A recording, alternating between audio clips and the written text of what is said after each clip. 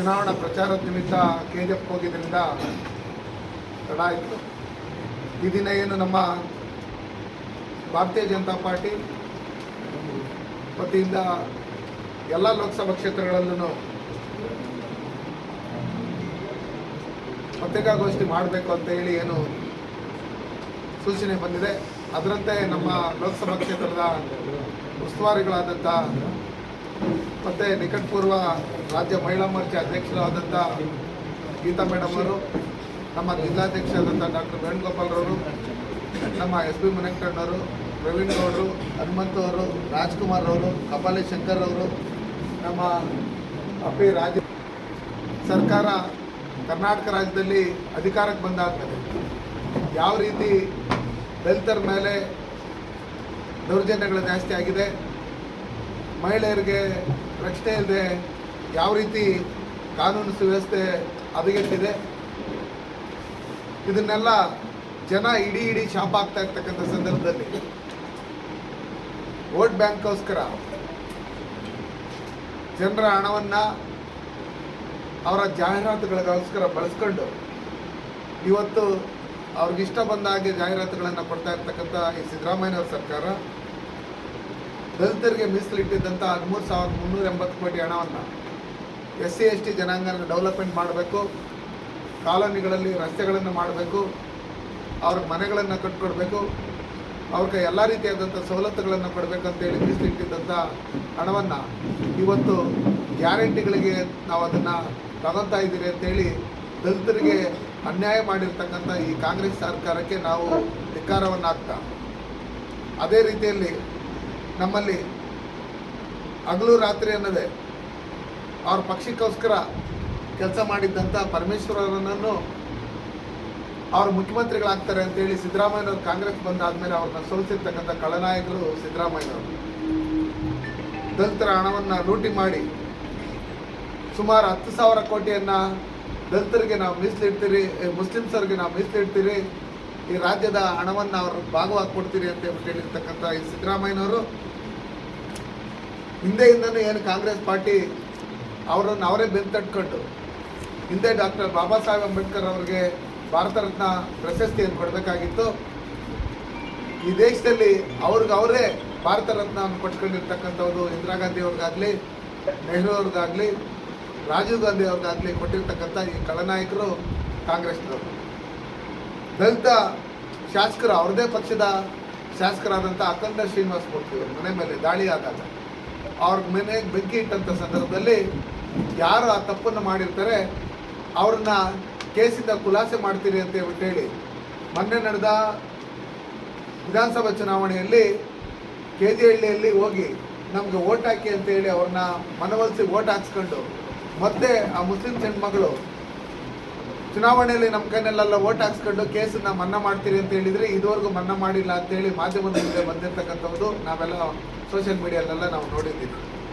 ಹೀಗಿರ್ತಕ್ಕಂಥ ಸಂದರ್ಭದಲ್ಲಿ ಯಾರ್ಯಾರು ಇದನ್ನು ಖಂಡನೆ ಮಾಡಿದ್ರು ಅವ್ರ ಮೇಲೆಲ್ಲ ಸುಳ್ಳು ಕೇಸ್ಗಳು ಹಾಕಿರ್ತಕ್ಕಂಥ ಈ ಕಾಂಗ್ರೆಸ್ ಸರ್ಕಾರ ದಲಿತರ ಮೇಲೆ ಹಲ್ಲೆ ಆದಾಗ ಕಾಂಗ್ರೆಸ್ ಒಂದೇ ಒಂದು ಚಕಾರನೂ ಇತ್ತಲ್ಲ, ಅದೇ ಯಾರಾದರೂ ದೇಶ ವಿರೋಧಿ ಚಟುವಟಿಕೆ ಮಾಡ್ತಕ್ಕಂಥ ಈ SDP ಪಾಪ್ಯುಲರ್ ಫ್ರಂಟ್ ಆಫ್ ಇಂಡಿಯಾದವರು ಈ ದೇಶದಲ್ಲೇ ಈ ರಾಜ್ಯದಲ್ಲೇ ಇಟ್ಕೊಂಡು ಪಾಕಿಸ್ತಾನಿ ಏಜೆಂಟ್ಗಳಂತೆ ವರ್ತನೆ ಮಾಡ್ತಾ ಇರ್ತಕ್ಕಂಥ ಒಂದು ಕೋಮಿನ ಜನಾಂಗದವರು ಯಾರು ದೇಶ ವಿರೋಧಿ ಮಾತಾಡ್ತಾರೆ, ಯಾರು ಧರ್ಮ ವಿರೋಧಿ ಮಾತಾಡ್ತಾರೆ, ಯಾರು ಹಿಂದೂ ವಿರೋಧಿ ಮಾತಾಡ್ತಾರೆ, ಅವರನ್ನ ರಕ್ಷಣೆ ಮಾಡೋಂಥ ನಿಟ್ಟಿನಲ್ಲಿ ಇವತ್ತು ಕಾಂಗ್ರೆಸ್ ಸರ್ಕಾರ ಅವ್ರ ಬೆನ್ನೆಲುಬಾಗಿ ನಿಂತಿದೆ. ಅದನ್ನೇ ಅವರು ನಮಗೆ ರಕ್ಷಣೆ ಕೊಡ್ತಾ ಇದ್ದಾರೆ ಇವರು ಸಿದ್ದರಾಮಯ್ಯನವ್ರ ಸರ್ಕಾರ ಅಂತ ಹೇಳಿ ಏನು DK ಶಿವಕುಮಾರ್ ಅವರು ಇವರೆಲ್ಲ ನಮ್ಮ ಬ್ರದರ್ಸು, ನಾವು ಅವ್ರ ಜೊತೆಯಲ್ಲೇ ಕೂಡ್ತೀರಿ, ಅವ್ರ ಜೊತೆಯಲ್ಲೇ ಬಾಳ್ತೀರಿ ಅಂತ ಹೇಳಿದಂಥವರು ಇವತ್ತು ಕುಕ್ಕರ್ ಬಾಂಬು ಮಂಗಳೂರಲ್ಲಿ ಸ್ಫೋಟ ಆಗಿರ್ತಕ್ಕಂಥದ್ದು, ಮತ್ತು ನಮ್ಮ ರಾಮೇಶ್ವರಂ ಕೆಫೆಯಲ್ಲಿ ಬಾಂಬ್ ಇಟ್ಟಿರ್ತಕ್ಕಂಥದ್ದು, ವಿಧಾನಸೌಧದಲ್ಲಿ ಏನು ರಾಜ್ಯಸಭಾ ಚುನಾವಣೆ ನಡೆಯುವಂಥ ಸಂದರ್ಭದಲ್ಲಿ ಆ ನಾಜೀರ್ ಹುಸೇನ್ ಸಹಚರರು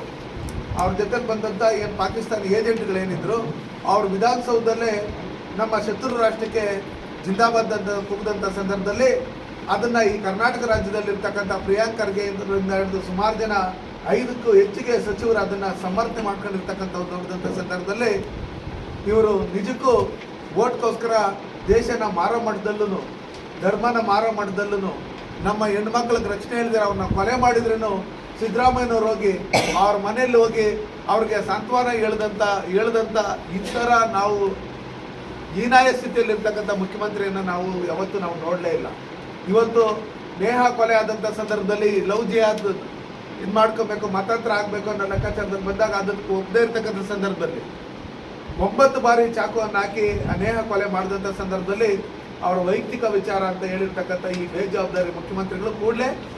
ರಾಜೀನಾಮೆ ಕೊಡಬೇಕು. ರಾಜೀನಾಮೆ ಕೊಟ್ಟು ಕರ್ನಾಟಕ ಜನತೆಗೆ ನಾವು ತಪ್ಪಾಯಿತು ಅಂತ ಹೇಳ್ಬಿಟ್ಟು ಹೇಳಿ ಅವ್ರ ಮನೆಗೆ ಹೋಗಬೇಕು. ಅದೇ ರೀತಿಯಲ್ಲಿ ಇವತ್ತು ನಮ್ಮ ದಲಿತ ಮಲ್ಲಿಕಾರ್ಜುನ್ ಖರ್ಗೆ ಅವರ ಕಾನ್ಸೆ ಏನು ಅವರು ಈ ರಾಷ್ಟ್ರದ ಕಾಂಗ್ರೆಸ್ನ ಅಧ್ಯಕ್ಷರಾದರು, ಅವ್ರದೇ ಕ್ಷೇತ್ರದಲ್ಲಿ ದಲಿತರ ಮೇಲೆ ಏನು ಹಲ್ಲೆ ಆಗುತ್ತೆ, ಕೊಲೆ ಆಗುತ್ತೆ, 24 ಗಂಟೆನೂ ಆದ್ರೂ ಅದ್ರ ಮೇಲೆ ಯಾವುದೇ ರೀತಿಯಾದಂಥ ಕೇಸನ್ನು ಹಾಕದೆ ಆ ಅಪರಾಧಿನ ಅರೆಸ್ಟ್ ಮಾಡದೇ ಇರ್ತಕ್ಕಂಥದ್ದು ಇದು ನೋಡಿದಂಥ ಸಂದರ್ಭದಲ್ಲಿ ಯಾವ ರೀತಿ ಕಾನೂನು ಸುವ್ಯವಸ್ಥೆ ಹದಗೆಟ್ಟಿದೆ. ರೈತರು ಸುಮಾರು 690 ಜನಕ್ಕೂ ಹೆಚ್ಚಿಗೆ 11 ತಿಂಗಳಿಂದ ಆತ್ಮಹತ್ಯೆ ಮಾಡ್ಕೊಂಡಿರ್ತಕ್ಕಂಥದ್ದು ನೀವೆಲ್ಲ ನೋಡ್ತಾ ಇದ್ದೀರಿ. ರೈತರಿಗೆ ಸಹಕಾರ ಕೊಡದೆ ಅವರ ಬಜೆಟಲ್ಲೂ ರೈತರಗೋಸ್ಕರ ಮೀಸಲಿಟ್ಟಿದ್ದಂಥ ಹಣವನ್ನು ಸುಮಾರು 17% ಕಮ್ಮಿ ಮಾಡಿರ್ತಕ್ಕಂಥದ್ದು ರೈತ ವಿರೋಧಿ ಕಾಂಗ್ರೆಸ್ ಸರ್ಕಾರ ಅಂತೇಳಿ ಮೇಲ್ನೋಟಕ್ಕೆ ಗೊತ್ತಾಗ್ತಾ ಇದೆ. ಅದೇ ರೀತಿಯಲ್ಲಿ ಕರ್ನಾಟಕಕ್ಕೆ ಪರೀಕ್ಷೆ ಬರೆಯೋಕ್ಕೆ ಹೋದಂಥ ನಮ್ಮ ಹಿಂದೂ ಹೆಣ್ಮಕ್ಳು ಹೋದಂಥ ಸಂದರ್ಭದಲ್ಲಿ ಅವ್ರ ತಾಳಿಯನ್ನು ಬಿಚ್ಚಿ ಹೊರಗಡೆ ಇಟ್ಬಿಟ್ಟು ಬನ್ನಿ ಅನ್ನೋ ಲೆಕ್ಕಾಚಾರದಲ್ಲಿ ಹೇಳಿದಂಥ ಈ ಕಾಂಗ್ರೆಸ್ ಸರ್ಕಾರ ಹೆಣ್ಮಕ್ಳಿಗೆ ನಾವು ರಕ್ಷಣೆ ಕೊಡ್ತೀನಿ ಅಂತ ಹೇಳಿ ಇವತ್ತೇನು ನಮ್ಮ ರಾಷ್ಟ್ರದ ರಾಷ್ಟ್ರಪತಿ ಆದಂಥ ದ್ರೌಪದಿ ಮುರ್ಮು ಅವ್ರ ಬಗ್ಗೆ ಇರ್ತಕ್ಕಂಥದ್ದು, ನಮ್ಮ ಕಂಗಾನ ಅವರ ಬಗ್ಗೆ ಬೆಲೆ ಎಷ್ಟು ಅಂತ ಕೇಳಿರ್ತಕ್ಕಂಥದ್ದು, ಹೇಮಮಾಲಿನಿ ಬಗ್ಗೆ ಮಾತಾಡಿರ್ತಕ್ಕಂಥದ್ದು, ಇವತ್ತು ಒಂದು ಮುಸ್ಲಿಂ ಹೆಣ್ಮಕ್ಳು ಸಾರ್ವಜನಿಕ ಸಂದರ್ಶನ ಕುಂದುಕೊರತೆಗೆ ಹೋದಂತಾಗ ಸಿದ್ದರಾಮಯ್ಯನವರು ಸೆರೆಗೆಳೆದಿರ್ತಕ್ಕಂಥದ್ದು, ಇದನ್ನೆಲ್ಲ ನೋಡಿದಂಥ ಸಂದರ್ಭದಲ್ಲಿ ನೇಹಾ ಕೊಲೆ ಏನಾಗಿದೆ ಇದನ್ನು ನೋಡಿದಂಥ ಸಂದರ್ಭದಲ್ಲಿ ಅವ್ರದೇ ಪಕ್ಷದಲ್ಲಿ ಕಾರ್ಪೊರೇಟರ್ ಆಗಿದ್ದಂಥ ಹಿರೇಮಠರು ಅವ್ರನ್ನ ಯಾವ ರೀತಿ ಅವರ ತೇಜೋವಧೆ ಮಾಡ್ತಾ ಇದ್ದಾರೆ ಕಾಂಗ್ರೆಸ್ ಅವರು ಅಂತ ಹೇಳ್ಬಿಟ್ಟು ನೋಡಿದಾಗ ಇವರು ನಿಜಕ್ಕೂ ಓಟ್ನ ಹಿಂದೆ ಬಿದ್ದಿದ್ದಾರೆ. ಯಾರ್ಯಾರು ದೇಶದ ಪರವಾಗಿದ್ದಾರೆ, ರಾಮ ಭಕ್ತರಿದ್ದಾರೆ, ದೇಶಭಕ್ತರಿದ್ದಾರೆ, ಅವ್ರ ವಿರುದ್ಧವಾಗಿ ಕೇಸ್ಗಳನ್ನು ಹಾಕುವಂಥ ನಿಟ್ಟಿನಲ್ಲಿ ಇವರು ತಲ್ಲೀನರಾಗಿದ್ದಾರೆ ಅಂತ ಹೇಳಿ ನಾನು ಹೇಳಕ್ಕೆ ಬಯಸ್ತೀನಿ. ಇವತ್ತು ಯಾದಗಿರಿಯಲ್ಲಿ ಫಯಾಜ್ ಎನ್ನುವ ಮುಸ್ಲಿಮ್ಸ್ ಯುವಕನು ದಲಿತ ಯುವಕನಾದಂಥ ಶಾಗಪುರಪೇಟೆಯ ಬಡಾವಣೆ 22 ವರ್ಷದ ರಾಕೇಶನನ್ನು ಕೊಲೆ ಮಾಡಿರ್ತಕ್ಕಂಥವ್ರು ನೋಡಿದಂಥ ಸಂದರ್ಭದಲ್ಲಿ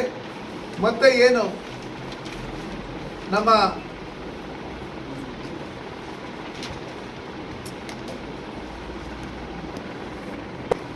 ವಲೂರ್ ಬಳಿ ಚುನಾವಣಾ ಪ್ರಚಾರ ಮುಗಿಸಿ ವಾಪಸ್ ಬರ್ದಂತ ಸಂದರ್ಭದಲ್ಲಿ ಎಸ್ಟಿನ್ ಕಾರನ್ನು ಹತ್ಸಿ ಹಿಟ್ ಮುಖಾಂತರ ಶಿವನೇಗೌಡ ಮತ್ತು ರಾಮಪ್ಪ ಅನ್ನೋರ ಕೊಲೆ ಮಾಡಲು ಯತ್ನ ಮಾಡಿ ಇವತ್ತು ಒಬ್ಬರು ಅಲ್ಲಿ ಮೃತಪಟ್ಟಿರ್ತಕ್ಕಂಥವ್ರು ನೋಡ್ತಾ ಇರ್ತಕ್ಕಂಥ ಸಂದರ್ಭದಲ್ಲಿ ಯಾವ ರೀತಿ ಇಲ್ಲಿ ಭಾರತೀಯ ಜನತಾ ಪಾರ್ಟಿಯಲ್ಲಿರ್ಬೋದು ಹಿಂದೂಗಳಿಗೆ ರಕ್ಷಣೆ ಇಲ್ಲ ಅನ್ನೋದು ಮೇಲ್ನೋಟಕ್ಕೆ ಗೊತ್ತಾಗ್ತಾ ಇದೆ. ಅದಕ್ಕೋಸ್ಕರ ಇವತ್ತು ಕರ್ನಾಟಕದಲ್ಲಿ 5 ಗ್ಯಾರಂಟಿಗಳನ್ನು ಕೊಡ್ತೀರಿ ಅಂತ ಹೇಳಿ ಕರ್ನಾಟಕ ಜನತೆಗೆ ಕತ್ತಲೆ ಭಾಗ್ಯವನ್ನು ಕೊಟ್ಟಿರ್ತಕ್ಕಂಥ ಈ ಸಿದ್ದರಾಮಯ್ಯನವರು